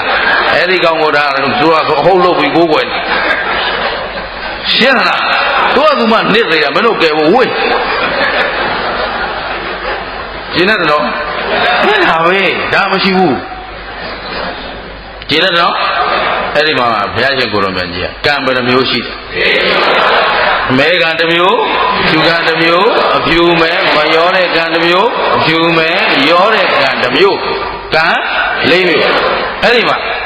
မှတ်ထားဟိတယ်အမေကံဒီမဲသောအကျိုးကိုပဲပေးတယ်အဖြူကံကဖြူသောအကျိုးပေးတယ်အဖြူမဲရောနေတဲ့ကံကအဖြူမဲမရောတဲ့ကံကတူသောအကျိုးဒီစကလုံးမမိတ်နဲ့နော်ကိုကသူများသွားမျက်စောင်းထိုးရင်တော့ကိုလည်းမျက်စောင်းထိုးခံရမှာပဲဟမ်သူများအတင်းသွားပြောရင်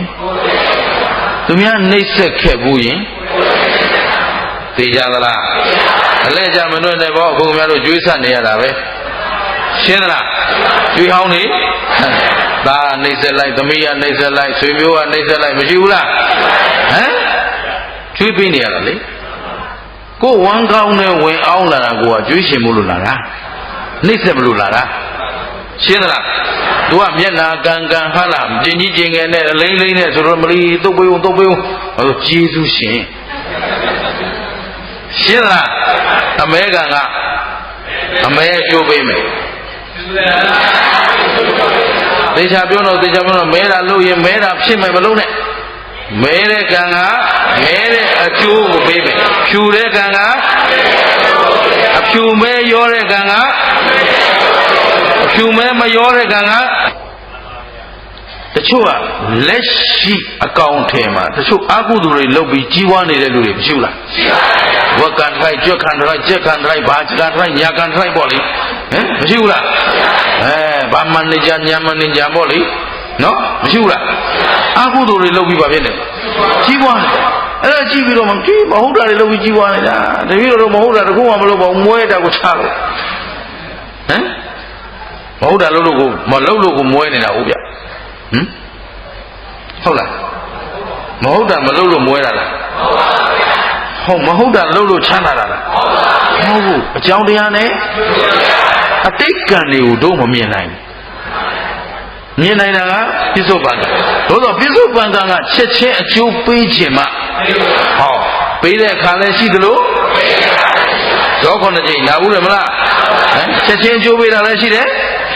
နောက်မှအကျိုးပေးတာလည်းရှိတယ်ဆိုအကျိုးပေးခြင်းတန်မှအဲ့ဒါလေးသိစေချင်လို့မဲတာလို့ရင်မဲတဲ့အကျိုးဖယ်မလဲအကျိုးအဲ့ဒီလိုလုပ်အချိန်တန်မှလာပါချက်ချင်းမဲတာဖြစ်ခြင်းမှခြင်းမှ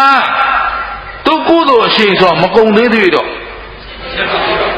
စံနေရအောင်မှာဟမ်ဝိသကအကြောင်းမကြီးနဲ့သူရောက်ခမလို့ဟမ်ဝိသကအကြောင်းမရောက်ခမကြီးသမင်းစားနေတယ်ဆုံးခံတဲ့ပုဂ္ဂိုလ်လာတယ်ဝိသက9နှစ်အရွယ်သောတာပန်တည်ထားတော့သာသနာပေါ်မှာကြီးညိုမှုရှိတယ်ယုံကြည်မှုရှိတယ်ဒါနသီလဘာဝနာပေါ်လဲယုံကြည်တယ်အဲ့ဒါလေးမှတ်ထားအောင်နော်ဘုရားပေါ်တရားပေါ်သံဃာပေါ်သိချလို့နော်သောတာပန်မှာဝိသိကိစ္စရှိလားသံတရားရှိလားပြစ်မှားတဲ့စိတ်ရှိဘုရားတရားသံဃာပေါ်မှာအကျွေးမဲ့ယုံသွားတဲ့သောတာပန်ဆိုတာအကျွေးမဲ့ယုံတာယုံပြီဆိုရင်မဟုတ်တာသူလို့အောင်မလားသောတာပန်ဘာတကားပိတ်ပိတ်ချင်လို့ပိတ်တာလားအပေယောက်ျောင်းမလုပ်တော့လို့ပိတ်တာလားသိစေခြင်းနဲ့ဘာလို့ဆိုခင်ဗျားတို့ကလည်းမိုးကုတ်ဆရာတော်ဘုရားကြီးရဲ့တပည့်တွေမိုးကုတ်ဆရာတော်ဘုရားကြီးရတယ်ဦးဇင်းတို့ကိုဆရာကိုမိုးချင်းမွန်ပြောတာမဟုတ်ဘူးသူကအလွယ်ဆုံးပညာဓိကလမ်းကိုပြထားနော်ဝိရိယဓိကရှိတယ်သရာဓိကရှိတယ်ပညာဓိကရှိတယ်လမ်းသုံးသွယ်မှာဘယ်လမ်းလဲပညာဓိကအလွယ်ဆုံးနဲ့အတူဆုံးလမ်းဒီလမ်းပြထားတော့သိထားတဲ့ပညာကများနေတယ်ကျင့်တဲ့အကျင့်ကနည်းနေတော့ကိုပန္နာလိုဟမ်ဂန္နာလူကတဘုံကြီးဗျပြီးရင်ဘုရားစော်ကားတဲ့စကားတွေဖောင်ပေါင်းပြောတရားစော်ကားတဲ့စကားတွေဖောင်ပေါင်းပြောသံဃာကိုဝေပန်းသံဃာသင်းခွဲဒါ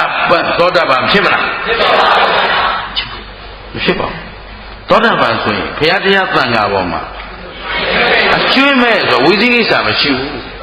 တို့လို့မရှိဘူး ပြမစော်ကားတဲ့စိတ်ရှိဘူးဘုရားစကားကိုနားထောင်ဘုရားရှေ့တင်ဖြစ်စေွယ်ရဖြစ်စေဟုတ်ပြီနော်ကိုယ်ဆရာသမားစကားကိုယုံကြည်တယ်ဆိုတာရှေ့တင်ဖြစ်စေွယ်ရဖြစ်စေမိဘကိုကြည်ညိုလေးစားတယ်ဆိုတာရှေ့တင်ဖြစ်စေွယ်ရဖြစ်စေမိဘစကားကိုနားထောင်နေမှဒါမိဘကိုလေးစားတဲ့လူဟုတ်ပြီနော်ဆရာစကားကိုရှေ့တင်ွယ်ရနားထောင်နေမှဆရာကိုလေးစားတဲ့လူအဲ့တော့သောတာပန်ဒီဝိသပုဂ္ဂိုလ်ကဘယ်သူသိသိမသိသိမကောင်းမှုကိုမလုပ်တော့သူများသက်သတ်ချင်းလုံးလုံးဆွန့်လွတ်လိုက်ရှင်းတယ်နော်ကိုယ်သက်သိရမယ်ဆိုရင်တော့သူများသက်ကိုမတတ်တော့သူများဥစ္စာလည်းမခိုးတော့သူများသားမယားလည်းစိတ်နဲ့တော့မပြင်းမတော့သူများသားမယားမှသိရင်သွားပြီးမပြင်းမတော့ရှင်းလားမှုသားလည်းကျန်တဲ့စကားသိဖြင်းပေါ်ပြတဲ့စကားအဲဒီငါးပါးသီလဟာမလုံရင်တည်းအိုးဟမ်လုံရင်နှပ်ပြီပဲရှင်းသလားသူရာမေရရတေးတည်းလည်းမတော့တော့အဲ့ဒါငါးပါးသီလသူခောက်ပစိုးကဲ့သို့မြဲသွားတယ်အဲ့ဒါလို့မြဲလို့လည်းအပေတကားထိတ်တာရှင်းသလားအဲ့တော့သူမှယုံကြည်မှုဟာစင်စင်ကြယ်ကြယ်ဖြစ်မသွားဘူးလားအခုလည်းခင်ဗျားတို့ကယုံကြည်မှုစင်ကြယ်အောင်လုပ်ဖို့မလိုဘူးလားမဲတာလို့ရင်မဲတဲ့အကျိုးပေးမယ်အချိန်တန်ရင်ပေးကိုပေးမှာဆိုတော့ဝိသကာကျောင်းမကြီးကဒီယုံကြည်ချက်ရှိနေတော့ဟိုဆုံးခံလာနေတဲ့ဆွမ်းအလောင်းကျင်တဲ့သူရောက်ခမရှိနေတဲ့လူကြီးကြော်လို့လည်းမရဘူးဟောဒါကတည်းကလူငယ်တွေကကောင်းတာလုပ်ချင်တယ်လူကြီးတွေကတားတာတော့မလုပ်အောင်ဒါလည်းရှိသေးတာရှင်းသလားအဲ့ဒါဆွမ်းလောင်းကျင်တယ်ဒီမှာရောက်ခမရှိနေတယ်လောင်းမရအဲ့ဒါသားလေးပဲနောက်ကနေကပ်ပြောတယ်ရှင်ဗျာကြော့သွန်းပါဗျာတဲ့ဒီမှာကအဟောင်းစားတွေပဲရှိတယ်ဒီမှာလေအဟောင်းစားတွေဒီမှာသူ့အိမ်မှာပြောတာနော်ဝိသကအကြောင်းမှာသူ့အိမ်မှာအဟောင်းစားတွေပဲရှိတယ်ဆိုတော့ဟောရောက်ကမတော့ကန်ဘာအဟောင်းစားလဲအဟောင်းဆိုတော့ကျင်ကြီးစားနေတယ်ပေါ့ဘာညာပေါ့ဆိုတော့မဟုတ်ဘူးအတိတ်ကအဟောင်းကိုစားနေတယ်အသိအကောင်းမပြုတ်တတ်ဘူးအတိတ်ကကံကောင်းလို့သူတထေးဖြစ်နေတယ်စီးစိမ်နေရနေတယ်ဩဇာပန်အာနာဂုံပါဝါတွေရှိနေတယ်ပြစ္ဆုတ်ပန်လောက်ရလားအတိတ်ကံကိုအသုံးမချတတ်တော့နောက်ထပ်ကံအသစ်မပြုတ်နိုင်တဲ့အတွက်သူဟာအဟောင်းစားနေတာသူမှဒါနလည်းမရှိဘူးသီလလည်းမရှိဘူးဘာဝနာလည်းမရှိဘူးကျင်းသလားအဲ့တော့အမဲလို့ရင်မဲအကျိုးပဲပြေးမယ်ယုံသလားအဖြူလို့ရင်အဖြူမဲရောတာလို့ရင်အဲ့တော့မဲရင်မဲတဲ့အကျိုးဆိုတော့မဲတဲ့အကျိုးကတေဟုတ်သွားမယ်ငရဲတိရစ္ဆာန်ပြိတ္တာအတုတကယ်လောဘနဲ့သိရင်ပြိတ္တာဖြစ်မယ်လောဘနဲ့သားဆွဲတဲ့စိတ်သမီးဆွဲတဲ့စိတ်ပစ္စည်းဆွဲတဲ့စိတ်ဆိုရင်ပြိတ္တာဒေါသနဲ့သိရင်ငရဲတန်းသွားမယ်အဲ့ဒါတော့မျက်ရည်လေးတူတူဆိုတော့သိကြပါပြီသွားပြီနော်ရှာလေးတစ်လေးဆိုရင်တော့ပြိတ္တာပေါ့ရှင်းလားမောဟနဲ့သိရင်တိရစ္ဆာန်ရှင်းလားမဲတာမဲတဲ့အကျိုးဖြူတော့ဖြူတဲ့အကျိုးဆိုစေတနာသန့်သန့်နဲ့ဒါနတွေလုပ်တယ်သီလတွေဆောက်တည်တယ်ဘာဝနာတွေလုပ်တယ်မရှိဘူးလားလုပ်ရင်နတ်ပြည်ဗြဟ္မပြည်ဒုက္ခတိဘုံတွေမရှိဘူးလားအဲ့ဒါဖြူတဲ့ကံကဖြူတဲ့အကျိုးပေးရှင်းတယ်နော်ဒီဘက်ကအဖြူမဲရောတဲ့ကံဘာလဲကောင်းတာလေးလည်းပါမကောင်းတာလည်းပါဥမာအလူကြီးပေးတယ်တားရှင်ပြုမယ်ဆိုတော့သင်္ကန်းတွေပရိခေယတွေနဲ့လူတော့မယ်ဆိုတော့ဒါပါလဲအဖြူကအဲ့ဒီမှာဆိုင်တဲ့ဘိသိက်တဲ့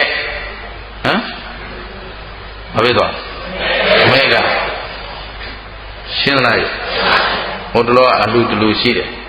အဲ့ဒါလေးလည်းမြန်မာနိုင်ငံနဲ့သာသနာအတွက်ပြောပါဦးမယ်မကြည်တတ်ကြရင်လည်း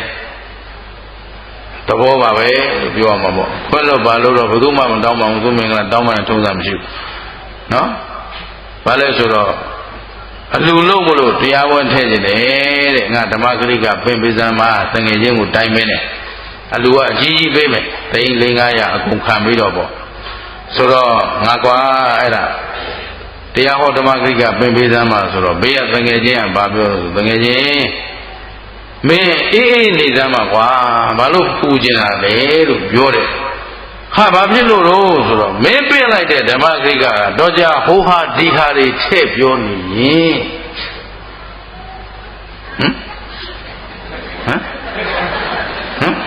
အဲ့မင်းပြလိုက်တဲ့ဓမ္မဂရိကတရားပွဲတဲ့တော့ကြဟိုဟာဒီဟာတွေထည့်ပြောနေရင်မင်းဘယ်လိုလုပ်မလဲအဲ့မင်းဒုက္ခရောက်သွားမယ်မပြနဲ့တကယ်ချင်းဆိုတော့မင်းမထည့်တော့ဘူးကွာတရားပွဲဘာလို့သွားဆိုင်ငါးကြီးဇက်ငါးကြီးဘိတ်သိမ့်ငါးကြီးချသိန်း50ကျော်ကုန်သွားသိန်း50ကျော်လဲကုန်သွားသေးတယ်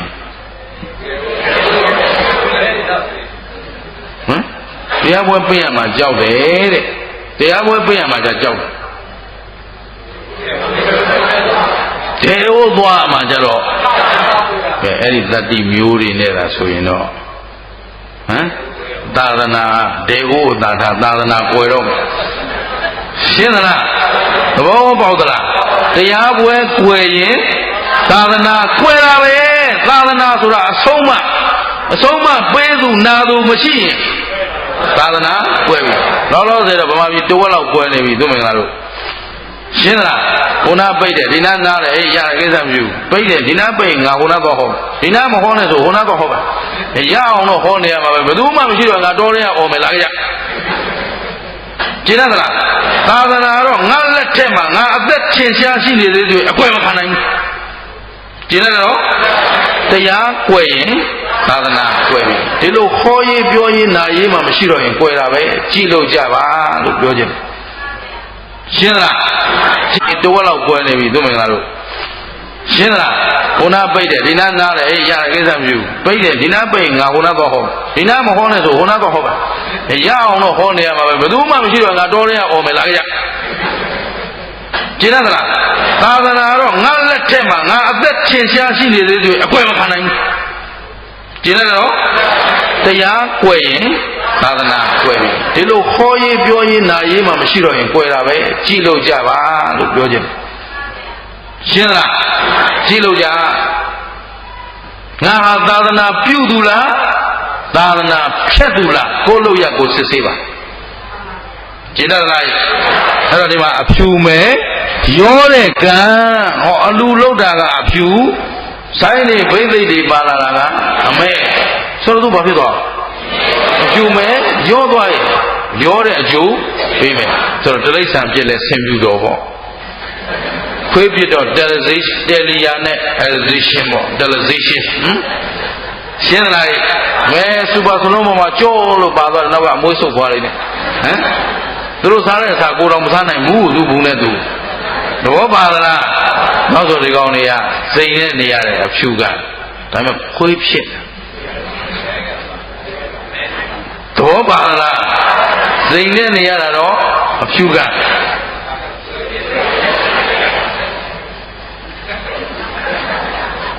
ရှင်းသလားအသာတသမင်းတော့ဖြစ်သွားတာပဲမင်းဖြစ်လာတာကအဖြူကအဖသတ်သူကလည်းသူမရှိဘူးလားသူ့ကိုကြိုးပေးတယ်သူလာမှာသူအဖသတ်ပြီးတော့ဟိုမှာဖြောင်းဖြောင်းတော့မအေးရတော့အမေကန်ရဲ့ရှုကန်ရောရင်ရောတဲ့အကျိုးပေးမယ်ဆိုတော့အခုခင်ဗျားတို့မှာအမေကန်လည်းမရှိဘူးလားလုံးမထားဘူးလားအဖြူကန်ရောဖြူမဲရောတဲ့ကန်တွေရောဒီတဲ့ရောတဲ့လူနဲ့မရောတဲ့လူပဲတဲ့များအခုကိုကြိုးပေးလေးကိုကြည့်တာဒီထဲမှာမွေးကြတဲ့ကရင်တပည့်တော်အဆင်မပြေတာဘာတခုမှမရှိဘူးဆိုတော့လူလည်းညှို့တော့ရှိလားဒါဖြင့်တပည့်တော်တော့လုံးဝကိုအဆင်မပြေတာတခါမှအဆင်ပြေတာမရှိဘူးဆိုတော့လူကလည်းညှို့တော့ရှိသလားဒါဖြင့်အဖြူလည်းရောနေတယ်မဲလည်းရောနေအားလုံးလူဘဝဟာဒုက္ခအရောက်ဆုံးကအဲ့ဒါပဲ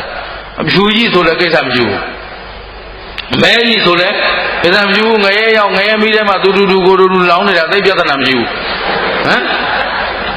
ခုခင်ဗျားတို့ဟာကခုကောင်းတော့မှလို့သဘောပါလားသဘောပါရဲ့လားအဖြူနဲ့မဲနဲ့ရောနေတာကျင်ရသလားအဲ့ဒါခုလူဘုံနတ်ဘုံမှာမရှိဘူးလားအဲ့တော့ခုခင်ဗျားတို့ရထားတဲ့ဘဝလေးဟာအဖြူမဲရောတဲ့ဘဝ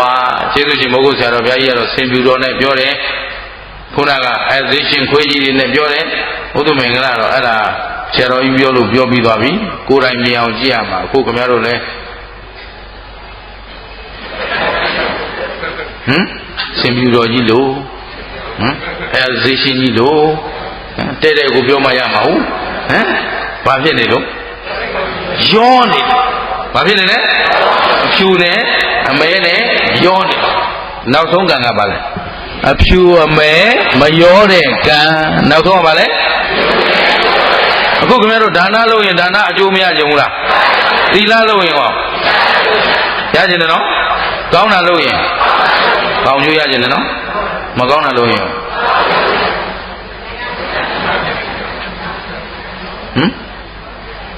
မကောင်းတာလုပ်ရင်ဟောမကောင်းကျိုးရမှာကြတော့အဲ့ဒီအကြောက်ကရောသွားတာအဲ့ဒီအကြောက်ကရောသွားတာသူသိတော့မှ54မိနစ်4မိနစ်ပို့သွားပြီနော်ဒီတရားဒီနေ့ပဲသိခဲ့ပါတော့ဘယ်ဆက်မပြောတော့အဖြူမဲမရောတဲ့ကံကောင်းတာလုပ်တော့ကောင်းကျိုးရခြင်းရင်မကောင်းတာလုပ်ရင်လေရမှာလားမရဘူးလားရှောင်လွဲလို့ကိုခင်ဗျားတို့မကောင်းတာလုပ်ထားတာကောမရှိဘူးလားကောင်းတာလုပ်ထားတာကောဆိုတော့တရားမထိုင်ခင်ကမက်ဖို့ရခြင်းတယ်ဆိုတာဘာလဲဆိုတော့ကောင်းကျိုးတွေလိုချင်တယ်ဒါပေမဲ့မက်ဖို့ရလောက်တဲ့ကုသိုလ်မျိုးမလုပ်ဖဲနဲ့ရမလားတခါအလုပ်တစ်ခုလုပ်တယ်ကောင်းမှုတစ်ခုလုပ်တယ်ဥမာဒီနေ့တရားပွဲလုပ်တာတရားပွဲဘာရည်ရွယ်ချက်နဲ့လုပ်တာဒ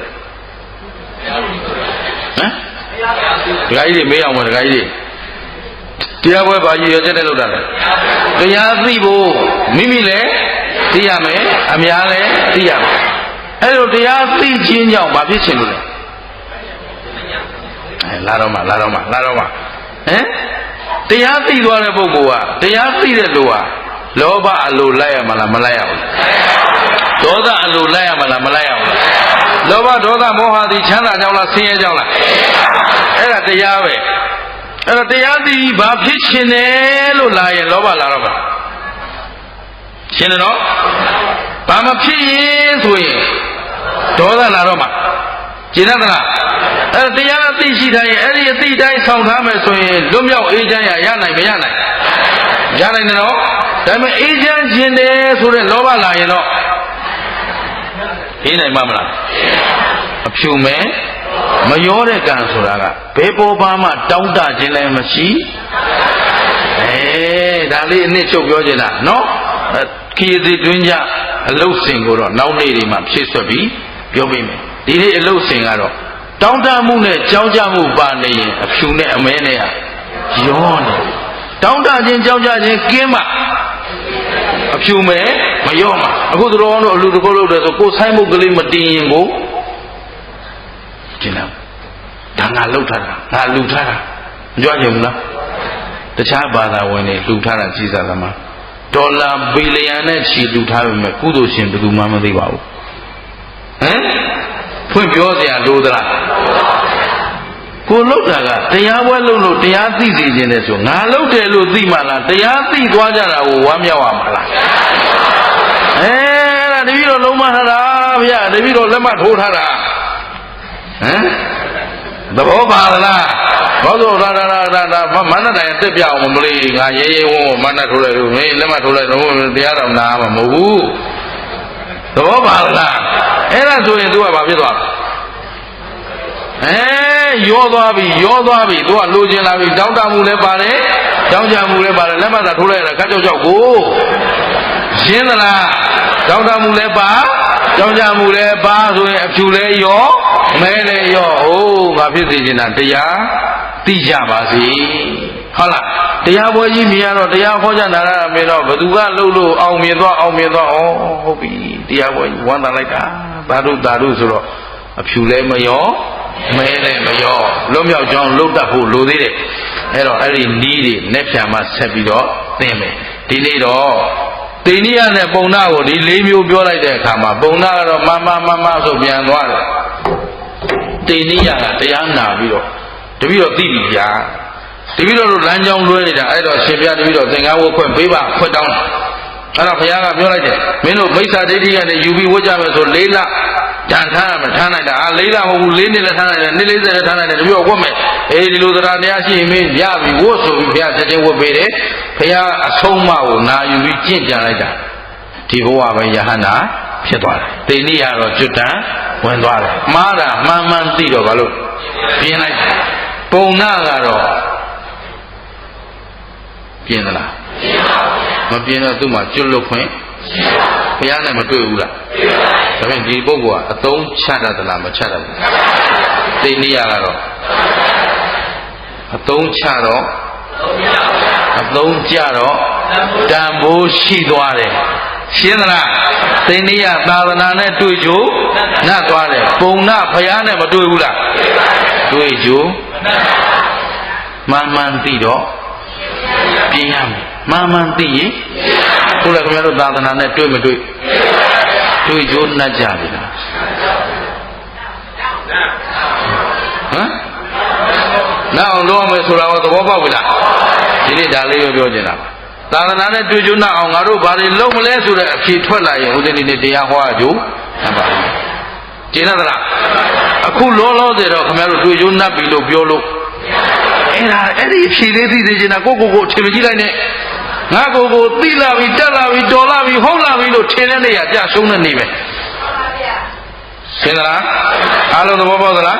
တဲ့ထမေးပါမယ်သာသနာနဲ့တွေ့ကြနတ်ကြပြီလားနတ်အောင်ကြိုးစားမှာပါဗျာကြိုးစားတော့မှာပါဗျာဘယ်ချိန်အစကြိုးစားမှာတသံတရားလုံးမှားခဲ့သလားမှန်ခဲ့သလားခုချိန်ဒီလဲမှားနေတော့မဲ့ဒီရရှိဟမ်ဒီရရှိတော့တသံတရားလုံးလဲမှားခဲ့ပါပြီခုချိန်ဒီလဲမှားနေတော့မဲ့ဒီကရှိတော့မမှားတော့ပါဘူးလို့အာမခံနိုင်သလားအဲ့ဒါမှသာသနာနဲ့တွေ့ကြနတ်မှာဗာနဲ့ရှင်ရမယ်ဉာဏ်နဲ့ရှင်ပါအကောင်းအဆိုးအကြောင်းအကျိုးအမှားမှန်ပိုင်းခြားသိအောင်လုပ်ကြပါရှင်းသလားကိုသိနေရမှာတော့အချိန်မီပြုပြင်နိုင်တဲ့အတွက်ဒီဘဝသာသနာနဲ့တွေ့ကြနတ်ပြီးတော့ကျွတ်တန်ဝင်သွားတယ်ဘုရားနဲ့တွေ့တာချင်းတူပေမဲ့ပုံနာမကျွတ်ပါဘူးအဲ့တော့သာသနာနဲ့တွေ့တိုင်းတော့ကျွတ်သလား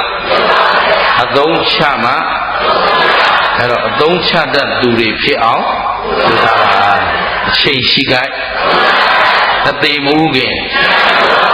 ရှင်းသလားဒုက္ခနာဘယ်နှပါလဲဖြစ်မြဲသလားမမြဲဘူးလားဘာသစ္စာသိတဲ့ဉာဏ်ကသိတာကနောက်ခန္ဓာမလာတာကသစ္စာဘယ်နှချက်ကအေးကဲသို့သစ္စာ၄ချက်တစ်ပြိုင်တည်းကိုက်မှသာလျင်သံတရားဝတ်တွင်းကလွတ်ကင်းနိုင်မှာဖြစ်တဲ့အတွက်မမေ့မလျော့မပေါ့ဆပဲနဲ့သာသနာနဲ့တွေ့ကြိုးနှက်အောင်ကြိုးစားကြပါစို့လို့တိုက်တွန်းရင်းနဲ့ဒီညအချိန်နဲ့ပူသွားပြီပေါ့နာကြစို့